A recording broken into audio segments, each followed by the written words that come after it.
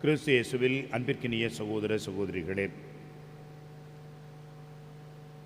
நான் மற்ற ஊர்களிலும் இறை ஆட்சியை பற்றி நற்செய்தியை அறிவிக்க வேண்டும், இதற்காகவே நான் அனுப்பப்பட்டிருக்கின்றேன் என்று சொன்னார். ஆண்டவர் இயேசு எப்படி நற்செய்தியை அறிவித்தார் என்று அதற்கு முன்பாக இருக்கின்ற ஒரு பகுதியிலே நாம் பார்க்கின்றோம். ஆண்டவர் இயேசு கதிரவன் மறையும் நேரத்தில் தங்களிடம் பல பேரை கொண்டு வருகின்றார்கள். அவர்களில் பல பேர் நோயாளிகளாக இருக்கின்றார்கள். அந்த நோயாளிகளின் மேல் அவர் கை வைத்து அவர்களுக்காக செபிக்கின்றார், ஆசீர் வழங்குகின்றார். அவர்களும் நலமடைகின்றார்கள். நோய் நொடிகளை நீக்குவது என்பது ஆண்டவருடைய மிகப்பெரிய ஒரு பணியாக இருந்தது என்பதை நாம் பார்க்க முடிகிறது. அதற்கு சற்று முன்பாக இருக்கக்கூடிய அந்த பகுதியிலே பார்க்கின்றோம், சீமோனின் மாமியார் கடும் காய்ச்சலாக இருக்கின்றார். அவருடைய வீட்டிற்கு சென்று அவருக்கு நலமளிக்கின்றார் ஆண்டவர் இயேசு. எனவே இயேசு என்பவர் நற்செய்தியை அறிவிக்கின்றார். அந்த நற்செய்தி என்ன என்று சொன்னால், நீ குணமாகு, நலமாகு, எழுந்து நட, உன் கையை நீட்டு, ஏன் இறந்தவர்களை கூட வெளியே வா என்று ஆண்டவர் தன்னுடைய வார்த்தையினால் நற்செய்தியை அறிவித்தார். தன்னுடைய அந்த வார்த்தையை புதுமைகளோடு சேர்த்து அதை உறுதிப்படுத்தினார்.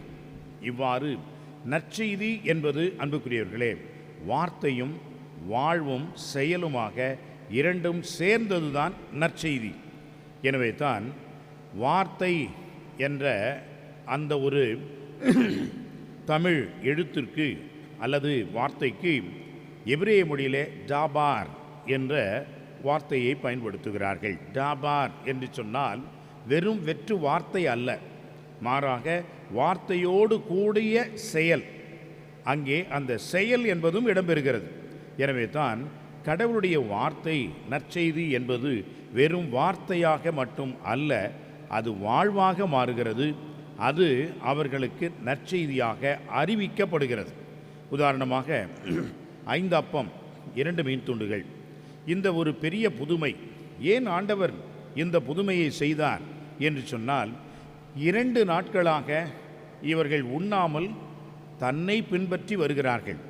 அவர்கள் மேல் இரக்கம் கொண்டு இதுவரைக்கும் அவர் போதித்த அந்த போதனைகளுக்கு அடிப்படையாக அந்த போதனையை உறுதி செய்கின்ற விதமாகத்தான் அவர்களுக்கு அந்த பசியான நேரத்திலே 5 அப்பத்தையும் 2 மீன்களையும் பலுகி பெருகி எல்லோருக்கும் அவர் உணவு கொடுக்கின்றார்.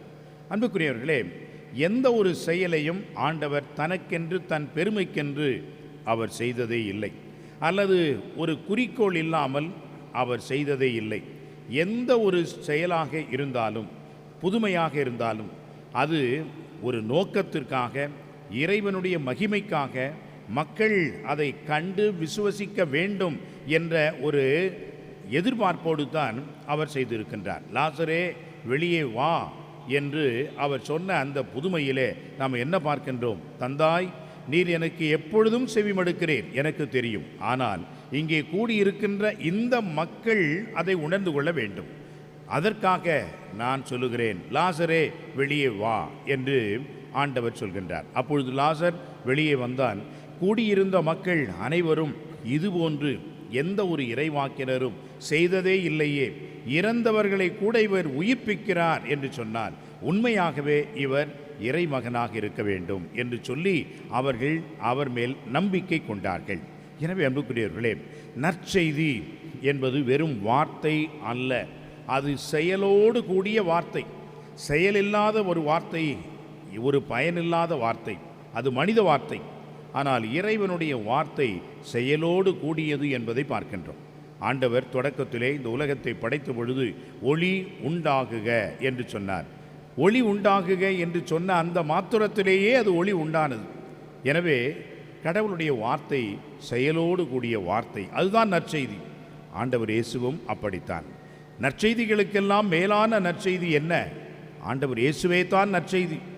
எனவே தான் காலம் நிறைவேறிற்று, கடவுள் அரசு வந்துவிட்டது, நீங்கள் மனம் மாறுங்கள், நற்செய்தியை நம்புங்கள் என்று ஆண்டவர் சொன்னார். மார்க்கு 1:15 நற்செய்தியை நம்புங்கள். அந்த நற்செய்தி என்ன? ஆண்டவர் இயேசு என்பவர் தான் அந்த நற்செய்தி. எனவே அன்புக்குரியவர்களே, அந்த நற்செய்தி அன்பை போதித்தது மட்டுமல்ல, அன்பை கடைசி வரைக்கும் தனது இறுதி சொட்டு இரத்தத்தையும் சிந்தி அந்த அன்பை நமக்கு, இதுதான் அன்பு என்பதை காட்டினார், இதுதான் கடவுள் என்பதை நமக்கு வெளிப்படுத்தினார். அந்த வகையில்தான் ஆண்டவரே நற்செய்தியாக நமக்கு இருக்கின்றார். எனவே அன்புக்குரியவர்களே, நாமும் நற்செய்தியாக இருக்க வேண்டும். வெறும் நற்செய்தியை வாசிக்கின்றவர்களாக, இறை வார்த்தையை அன்றாடம் வாசிக்கின்ற தியானிக்கின்ற மக்களாக மட்டும் இருந்துவிட்டால் அது ஒரு பக்கம்தான். ஆனால் மறுபக்கம் அந்த இறை வார்த்தையை நாம் வாழ்வாக்க வேண்டும்.